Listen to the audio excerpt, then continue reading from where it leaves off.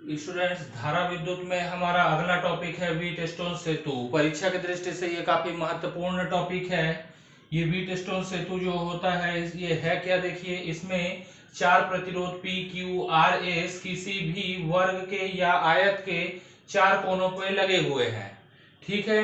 और इस वर्ग के दो सम्मुख शीर्षों ए और सी के बीच में हम लोग एक विद्युत वाहक बल स्रोत लगा देते हैं, और अन्य दो जो सम्मुख सिरे हैं, शीर्ष हैं बी और डी के बीच में हम लोग एक धारामापी जी जोड़ देते हैं। धारामापी क्या होता है? धारामापी एक ऐसा युक्ति है जो परिपथ में बह रहे विद्युत धारा को प्रदर्शित करता है। आप लोगों ने कई गाड़ियों में देखा होगा कि ऐसे करके एक मीटर रहता है, दाहिने तरफ प्लस और बाएं तरफ माइनस लिखा रहता है। साधारणतः उसमें कांटा जो है बीचों बीच रहता है। कांटा जब बीचों बीच है तो विद्युत धारा का मान 0 है। अगर घड़ी के सुई के दिशा में विद्युत धारा बह रहा है तो ये प्लस की तरफ कांटा झुक जाएगा। अगर घड़ी के सुई के विपरीत दिशा में विद्युत धारा बह रहा है तो ये कांटा माइनस की ओर झुक जाएगा। इसी धारा को मापी को इसी को हम लोग धारा मापी या अंग्रेजी में गैल्वेनोमीटर कहते हैं। तो ये परिपथ में विद्युत धारा बह रहा है कि नहीं उस चीज को ये प्रदर्शित करता है, धारा मापी यानी गैल्वेनोमीटर। अब ये व्हीटस्टोन सेतु जब संतुलन की स्थिति में है, संतुलन की स्थिति में है मतलब Ig बराबर 0 है, मतलब ये जो कांटा है एकदम बीचों बीच रहेगा, शून्य में, न प्लस की तरफ झुका रहेगा न माइनस की तरफ झुका रहेगा। तो ये Ig बराबर क्या हो जाएगा? 0। तो जब ये Ig का मान 0 होगा तो हम लोग बोलेंगे कि ये जो व्हीटस्टोन सेतु है ये संतुलन की स्थिति में है। और जब ये व्हीटस्टोन सेतु संतुलन की स्थिति में आ जाता है तो इसके संलग्न प्रतिरोधों का अनुपात बराबर होता है। तो यहां पर आ जाएगा P बटा Q बराबर R बटा S। तो जब हमारा सेतु संतुलन की स्थिति में आ रहा है तो संलग्न प्रतिरोधों का अनुपात बराबर हो जाता है। अब इसको सिद्ध कैसे करते हैं? सिद्ध करने के लिए हमें किरचॉफ के नियम का प्रयोग करना पड़ेगा। किरचॉफ के नियम को हमने पढ़ा है, उस पर सवाल भी हल किया है। अब देखिए यहाँ पर किरचॉफ के नियम का प्रयोग कैसे होगा। तो यहां से देखिए विद्युत वाहक बल स्रोत I है, यहां से विद्युत धारा I निकलेगा, इस बिंदु A पे पहुंच के P की ओर I1 चला जाएगा और R की ओर I2 चला जाएगा। इस बिंदु पे आके IG चला जा रहा है G के तरफ, मतलब I1 से IG निकलने के बाद जो बच रहा है वो Q की ओर चलेगा और बिंदु D पे IG और I2 आपस में मिलेंगे, I2 और IG आपस में मिलेंगे और S की तरफ चलेंगे। बिंदु C पे पहुंच के I1 माइनस IG और I2 प्लस IG मिल जाएंगे, तो ये IG कट जाएगा, I1 प्लस I2 अर्थात जो I के ही बराबर है, फिर से वापस सेल में वापस आ जाएगा। अब हम लोग यहाँ पर दो लूप लेते हैं। पहला लूप मैं ले रहा हूं loop A B D A, इस तरीके से घड़ी के सुई के दिशा में A से B में जाएंगे, B से D में, D से A में आएंगे। इसी दिशा में आपकी उंगली भी चलेगी डायरेक्शन देखने के लिए। तो देखिए A से B तक जा रहे हैं तो I1 कैसा है? धनात्मक रहेगा। B से D तक आ रहे हैं तो IG भी धनात्मक रहेगा। और लेकिन जब D से A तक आ रहे हैं तो D से A तक आने में I2 का दिशा जस्ट इसके अपोजिट है, DA के उल्टे है। A से D की ओर I2 जा रहा है जबकि D से A की ओर हमको लूप के दिशा के अनुदिश आना है, तो I2 हमारा हो जाएगा ऋणात्मक। I1 जो है वो किस प्रतिरोध के अंदर जा रहा है? P के अंदर, तो I1 के साथ P को गुणा कीजिए। IG जो है वो G यानी गैल्वेनोमीटर का प्रतिरोध को हमने कैपिटल G लिया है, तो IG के साथ G को गुणा कर दीजिए। और I2 जो है प्रतिरोध R के अंदर जा रहा है तो I2 के साथ R को गुणा कर दीजिए, बराबर लीजिए 0। क्यों? क्योंकि यहाँ पर इस परिपथ के अंदर कोई भी विद्युत वाहक बल स्रोत नहीं है।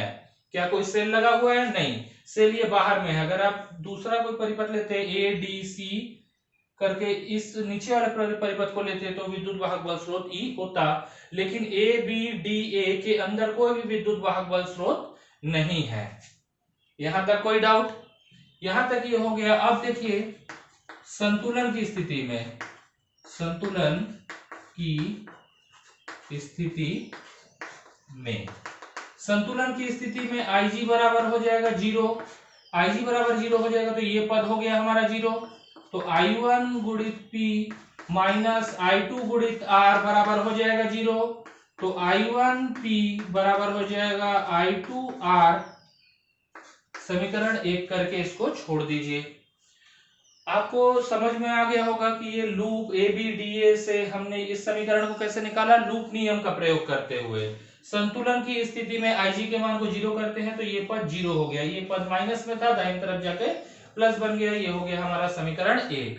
अब लूप दूसरा लेते हैं, BCDB लूप ले रहे हैं। यहां पर भी धारा की दिशा को जो हम लोग लेंगे घड़ी के सुई के दिशा में ही लेंगे।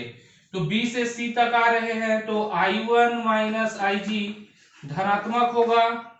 C से D तक आ रहे हैं तो C से D तक आने में I2 IG का दिशा जस्ट उल्टा है तो ये माइनस में हो जाएगा, माइनस I2 प्लस IG। और D से B तक आ रहे हैं तो IG की दिशा भी उल्टी है तो यहां पर आ जाएगा माइनस IG।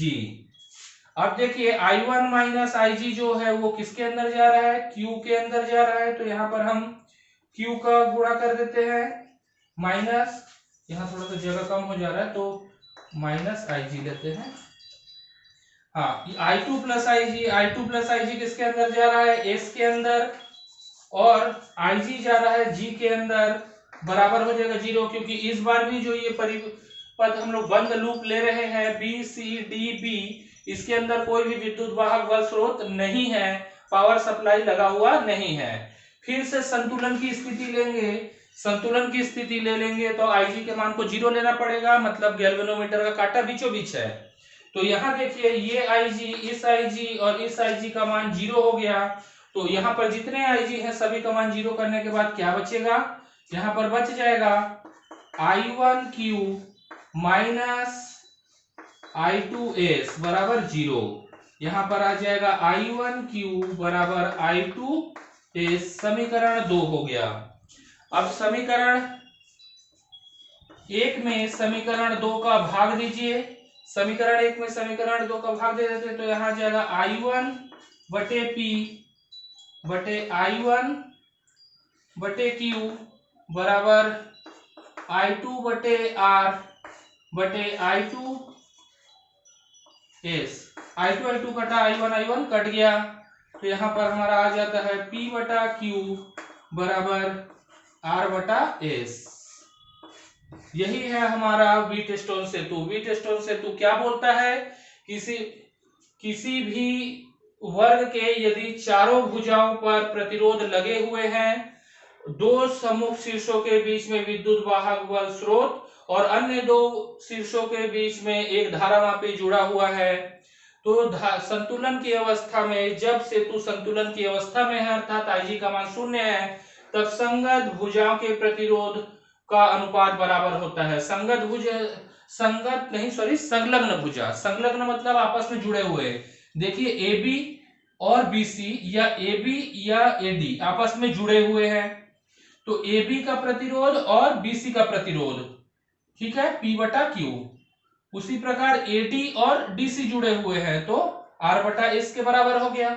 या AB और AD का प्रतिरोध क्या होगा, P बटा R, और BC और CD का प्रतिरोध क्या होगा, Q बटा S। इसी सूत्र में हम लोग Q और R के जगह आपस में बदल सकते हैं।